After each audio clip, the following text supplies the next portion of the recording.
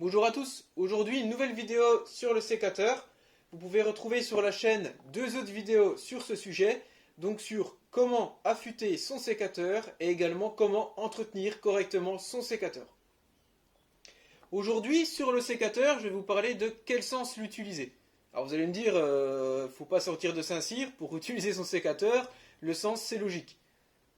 Croyez-moi, pas tant que ça, et c'est pas logique pour toutes les personnes. Alors avant de vous dire quel sens il faut l'utiliser sur un sécateur comme celui-ci, il faut savoir qu'il y a deux grands types de sécateurs. Le sécateur classique et le sécateur à enclume. Alors le sécateur à enclume, comme son nom l'indique, il comprend une enclume qu'on a ici et la lame qu'on a sur la partie supérieure. Quand on va fermer le sécateur, la lame va aller au centre de l'enclume. Ces sécateurs-là sont adaptés pour couper tout ce qui va être bois sec, bois mort. Donc c'est vrai que nous, en espace vert, on ne va pas l'utiliser spécialement souvent. On peut couper de la section un peu plus grosse avec ce genre de sécateur. Donc pour celui-ci, sécateur à enclume, la lame va au centre de l'enclume, donc pas de souci, il n'y a aucun sens d'utilisation. Je l'utilise de manière toute simple. Bien sûr, la lame toujours sur le haut. Donc là, c'est le manche supérieur, le manche inférieur. Donc mon pouce vient sur le manche supérieur et je vais couper ma branche.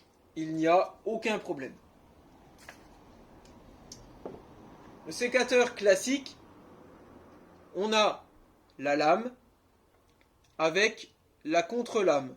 Donc la lame va chevaucher la contre-lame.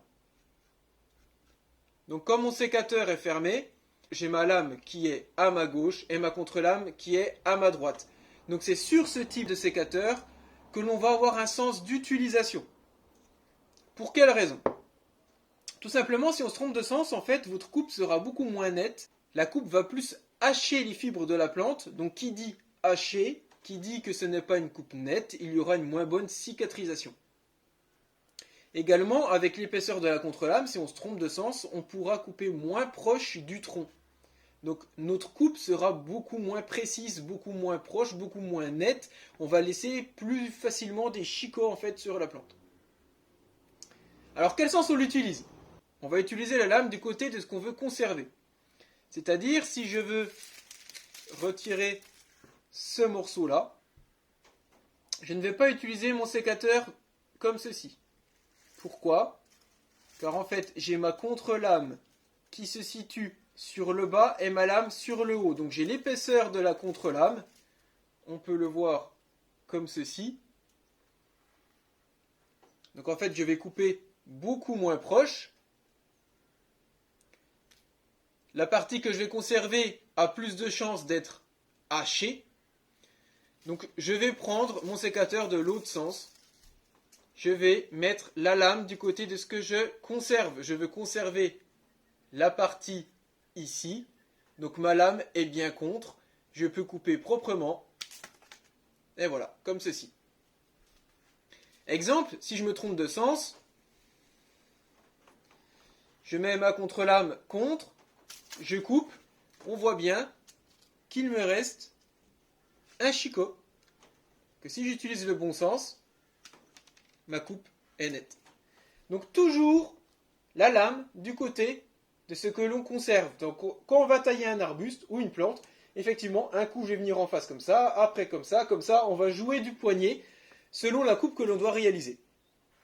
Ensuite, pour le fonctionnement global, comment tenir son sécateur, c'est toujours la même manière. On a le manche supérieur, le manche inférieur, donc automatiquement, toujours le pouce sur le manche supérieur et les autres doigts sur le manche inférieur. D'ailleurs, sur ce modèle de sécateur, on aperçoit un arrondi qui va servir pour le pouce sur le manche supérieur et on aperçoit plusieurs creux qui vont servir justement aux doigts sur le manche inférieur. Donc là, on ne peut pas se tromper. On le tient de cette manière-là. On ne va pas le tenir, bien sûr, de cette manière-là. Voilà pour cette petite vidéo sur l'utilisation du sécateur, sur quel sens il faut l'utiliser. J'espère qu'elle vous sera utile et que vous avez appris quelque chose. En attendant, je vous souhaite à tous une bonne journée et à bientôt pour une prochaine vidéo. Au revoir.